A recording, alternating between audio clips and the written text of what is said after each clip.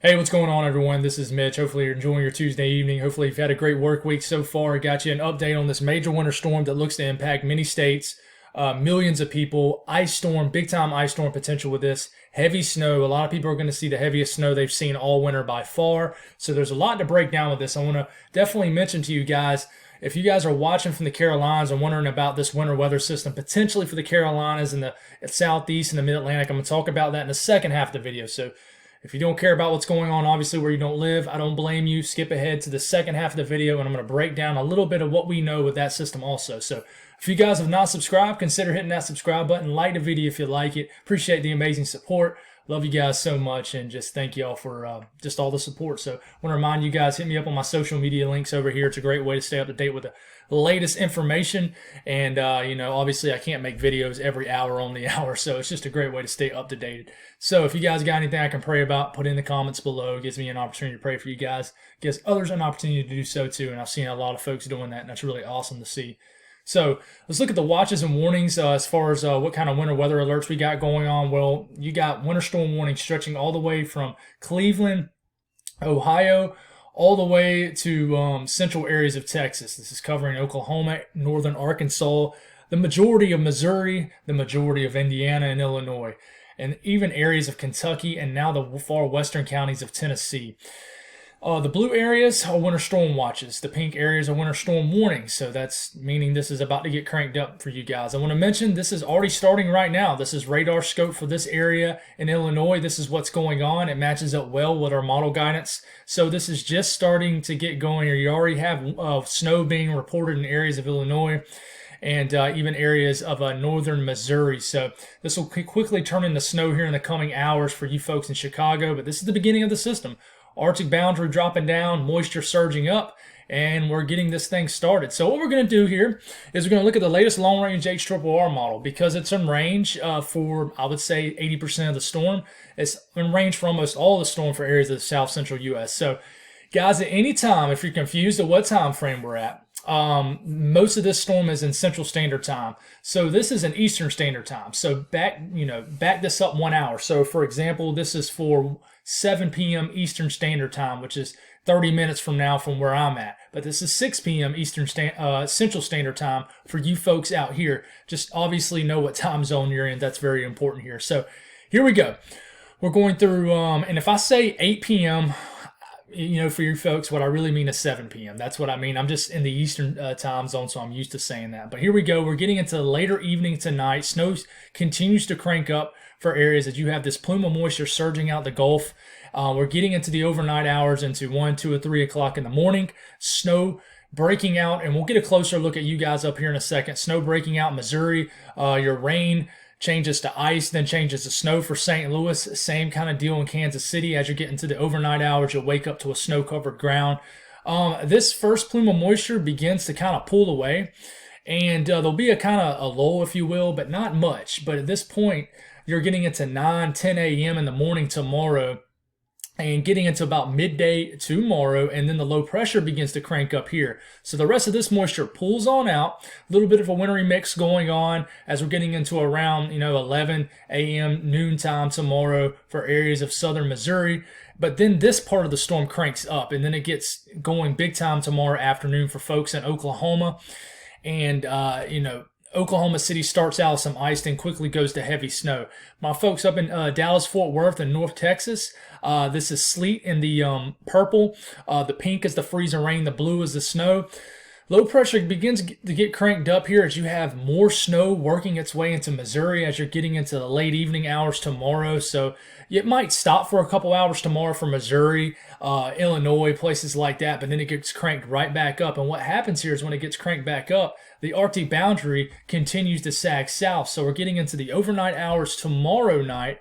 Your heavy rain begins to shift to freezing rain and then to sleet for areas of Dallas. And at the same time, you have an ongoing ice storm cranking up for the Ozarks, snow for the far northwest part of Arkansas, snow just about for all of Missouri as we're getting into about 1 to 3 o'clock in the morning. As we're getting into, what day would this be? This would be getting into your Thursday morning. I'm forgetting what day it is. And then in southeast Missouri, you're still hanging on. The Quad States area is still hanging on to that ice, and the ice really gets cranked up for areas of Little Rock as you're waking up Thursday morning, 6 a.m. time frame, and switching to all ice as you're waking up Thursday morning for Dallas, and stays like that for several hours. And it might end as a period of snow. But you notice this Arctic boundary continues to sag south. And we're getting in 2 days from now. This is around 9, 10 a.m. As we're getting into Thursday at this point, you have freezing rain and sleet beginning to break loose in far areas of eastern Tennessee and western Tennessee. And the ice storm continues for several hours for areas of central Arkansas. I'm really worrying about that area in the Quad States area as the Arctic boundary kind of begins to slow down. So really in these areas right here, you get 1, 2, 3, 4, 5, 6, 7, 8, 9, 10, 11, 12, 13, 14, basically almost a day's worth of nothing but freezing rain and sleet for certain areas. We'll go on and go up to the Ohio Valley now, and we'll back this up a little bit. In this first storm, this is the first wave right here. Let me back this up. I meant to already have this ready for you guys. We're getting into the overnight hours. Heavy snow breaking out. Moderate to heavy snow starts to break out here in the coming hours in the Chicago. Starts to snow in Detroit, areas of central Illinois, which in north central and northern areas of Indiana, which will be the epicenter to this heaviest snowfall. Is going to continue all through overnight into tomorrow morning. We're getting into around noontime tomorrow. You still got heavy snow, the heaviest snow just south of Boston as you're around lunchtime tomorrow. But this piece of energy begins to pull away and shoot into areas of Canada. But the Arctic boundary is kind of starting to slow. So for areas of like southern Indiana and most of Ohio with this first system, as we're getting into tomorrow afternoon, it stays mostly rain tomorrow. It's when you get into the second system that starts to move in and around 1, 2, or 3 o'clock in the morning, gets cranked up into the wee hours of the morning, Thursday morning, and then you have the real brunt of this winter storm, and it starts to snow back on top of all the several inches of snow that you already have in Illinois and Indiana. And then you notice, if you look at my folks in Ohio, you notice this begins to shift to all snow for Cleveland. It begins to that you see that where that ice and sleet line is, and then the rain to the southern areas of Ohio. This is getting into the early morning hours into Thursday. This begins to sag south, so you might start out as ice for some folks and then switch to snow. But you notice that ice line is kind of slow to shift south. And areas, I think, deep in southern Illinois, southern Indiana, and then central to southern areas of Ohio are really going to see a lot of ice as we're getting into about 1 to 2 p.m. Thursday. And then this is as far out as it goes for here. And we can switch it here to the GFS for the same time frame. And the ice continues. I know this is way at the bottom of your screen, folks, but as we're getting into, this would be around 6, 7 p.m. into Kentucky, the heavy rain begins to switch to ice as we're getting into our Thursday, and even ice begins to move into areas of West Virginia. But I'll notice that it's not looking as cold as it was this morning.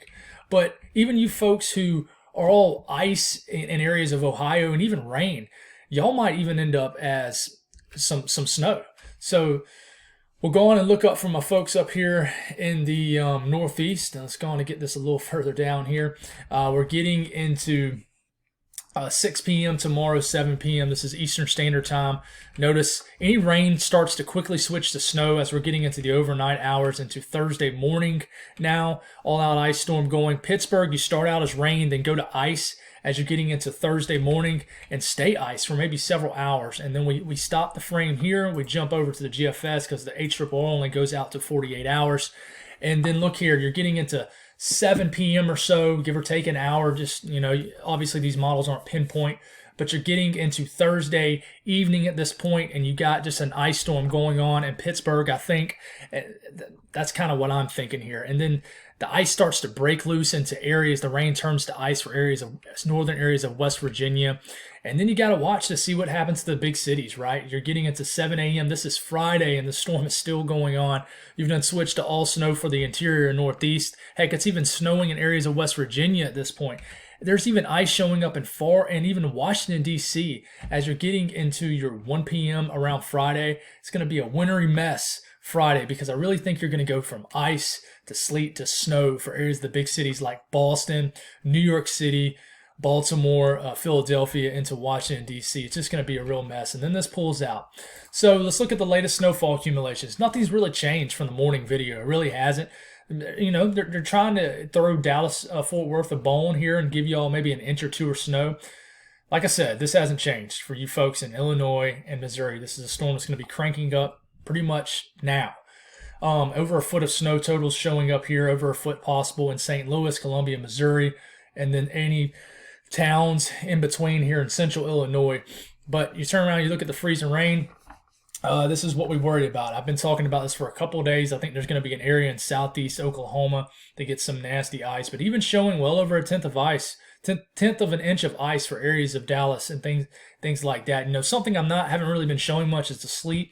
And the reason I don't really show the sleet, guys, is because the sleet totals depicted by models are outrageous. I've mentioned this many times before. It is very hard to get an inch of sleet. I mean, unless it's absolutely unloading for like a couple hours, it normally can take several hours just to get an inch of sleet because it piles up so slow. But I want to take a closer look here at the Quad States areas right here into Arkansas. This is where I think the epicenter of the nastiest ice storm is going to be, in north central Arkansas. And then right here where basically that tornado outbreak happened back in December, I really think that this is going to be a nasty ice storm right here. Even western Tennessee, heck, the National Weather Service in Memphis is actually calling for a 1/4 inch to a 1/2 inch of ice. That is an all-out ice storm, so that's a really big deal for these areas. But this nasty ice stretches into Kentucky. I mean, it's even throwing hints for areas of southern Illinois, areas of southern Indiana, and like I said, that area in southeast Oklahoma. But this is going to be the worst of the ice storm right into here, I really think. That's definitely going to be a big deal. It's something that, you know, a lot of people fail to talk about. Everybody loves snow, but, you know, a really dangerous part of the storm are definitely the freezing rain. But this has not changed, guys. I really think Chicago is going to get a nice event from the first system that's cranking up tonight. But this second system might not give Chicago maybe even a flake of snow. But the areas that get hit by kind of the dual low pressures, if you will, get well over a foot of snow. Someone's going to get probably 1.5 feet of snow. Heck, I would not be surprised to see somebody get a report of almost 20 inches of snow somewhere here in Illinois and Indiana. I really won't. But areas into central Ohio, a few inches of snow, several inches of snow potentially, but then a lot of ice mixed in here. But areas right into here could be all snow. St. Louis, maybe almost a foot of snow. You're going to start as rain. You're raining right now. You're going to change to ice, and then it's going to be snow on top of the ice. Cleveland, close to a foot of snow. Detroit, close to a foot of snow. And we look at the ice totals for these areas. And obviously the ice is situated to the south of these areas. But Kentucky, you guys are going to have ice storm to deal with too. Do I think it's going to be a crippling ice storm? Not sure, but I really think you are going to get some nasty ice in Kentucky. You know, we looked at this storm probably 3 or 4 days ago, and it was looking like all rain for you guys. But now there's even showing a glaze of ice forecast in the Nashville, Tennessee area, getting into areas of Tennessee. A little bit of ice showing up for areas of West Virginia. This only goes out to Friday evening, but I think this is by then most of the snow has fell in these areas. This is going to be a heavy interior northeast snow event. Buffalo, almost a foot of snow. New Hampshire, Vermont, especially central and northern areas of those states are going to get clobbered. And Maine, this pretty much the whole state of Maine, unless you live in the extreme coastal areas of Maine, you're going to get several inches of snow. But that's nothing unheard of for that area. It certainly isn't. But I want to show you this. This is the winter storm severity index, and one thing I forgot to show you was the ice totals for this area. But I don't think ice is going to be a huge deal here, but there's going to be some icing into these areas. There really is. But we look at the winter storm severity index. I mean, they're showing potentially for extreme impact, stretching from areas like Springfield, Illinois, through, you know, northern and north central Indiana, all the way up to Detroit. Extreme impacts mean, I mean, you can read the graphic over here. All this is accessible online too, but extreme impacts, I mean, it's going to cause major disruptions, right? St. Louis, you're in the major impacts. But this is going to be a widespread, impactful storm. You kind of move down here. You see these extreme impacts down here too in areas of Arkansas, the Quad States. That's because of the ice down here. You're wondering, well, what's up with this weird gap right here? Well, that's a gap between heavy snow and then a lot of ice, and the ice is going to be right here really bad. So that's why that's showing up there. But Hopefully this pulls up for you guys. I was having trouble with consistently getting a good graphic. Let me get this right here. This is through around Thursday afternoon, if we can get this to pull up. Chances of a 1/4 inch of ice in the Quad States area are pretty much a 70 to 80% chance of a 1/4 inch of ice. That's a pretty high, especially when it's showing something on the National Weather Service, and they're already talking about that. So, there's obviously a small area in southeast Oklahoma too. Chances to see 8 inches of snow. Let's see if we can get this pulled up. Chances to see 8 inches of snow is pretty high. And this is only through tomorrow evening. We keep going through other days. This is through Thursday morning. Chances to see 8 inches of snow starts to shift into Indiana and to southern Michigan, including areas like Detroit. You start to get into that 60 to 70, 80% range in these areas. You start to get into Friday morning, and the area begins to shift even more, probably into the northeast, and chances of seeing over 8 inches of snow. I don't know what's up with this weird. Okay, there it is. In Buffalo are pretty much automatic, I really think here, but big system.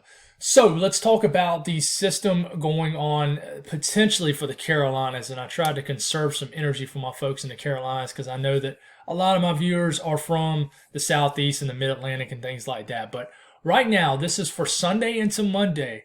The National Weather Service, the winter weather outlook, is already highlighting an area. Now, this changes very frequently, but there's a 10 to 30% chance of a 1/4 inch of liquid equivalent to snow or sleet for these areas, including Raleigh. Heck, this even includes areas into Columbia, Charlotte, Norfolk. Oh gosh, I hope I don't have to start saying that again, guys. Richmond, Virginia, and gets very close to Washington D.C. But don't look at this and think, okay, well, it's so set in stone in your head. This is going to change so often, and the reason being is because as we're getting into late Saturday coming up, the 5th, we have to start watching a low pressure that develops. Now, what happens here, because I know a lot of people want to see what the GFS showed, we're getting into overnight Saturday to Sunday. You have heavy snow breaking out in North Georgia, the mountains of Tennessee and North Carolina and Virginia, sleet showing up here in the orange. It's a weird look. And then it turns out to an all-out icing event for areas of central and northern South Carolina, getting into the coastal plains of North Carolina, Piedmont, North Carolina, including Charlotte, and really turns into a big ice storm. And so we get into Sunday morning, and then goes on and pulls out. So that's what it shows, right? What does the Euro show? Because there is some differences. There's two distinct battles. Well, there's one distinct battle going on. So GFS pretty much versus everybody else. The European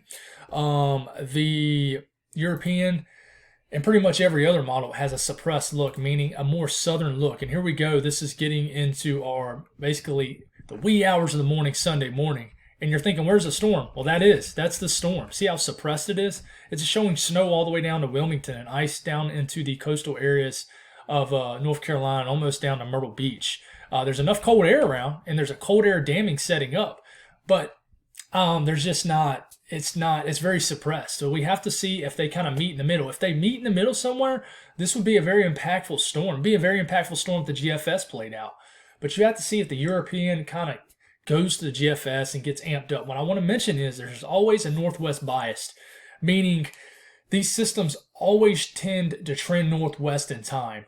So the Euro might possibly do that. And the reasoning behind that, I mean, there's really no reasoning. It's just something that models have a poor handling on, and they typically do. They trend more amplified in time, which normally plays against people who want winter weather. Normally that brings the warm nose in the systems and things like that. But what's going on here is you get this first system that we just talked about in the beginning of the video. It moves through, drops a lot of snow that's already up here. There's already snowpack up here. That moves through, and then a high pressure anchors itself up here temporarily for the northeast. This helps to supply cold air down into the mid-Atlantic and southeast. It's called cold air damming. You basically got winds out the northeast that gets trapped east of the Appalachian Mountains. Therefore, the high pressure is here. It's funneling in cold air, so this low pressure moves into this cold air, and that's why you have frozen precipitation showing up.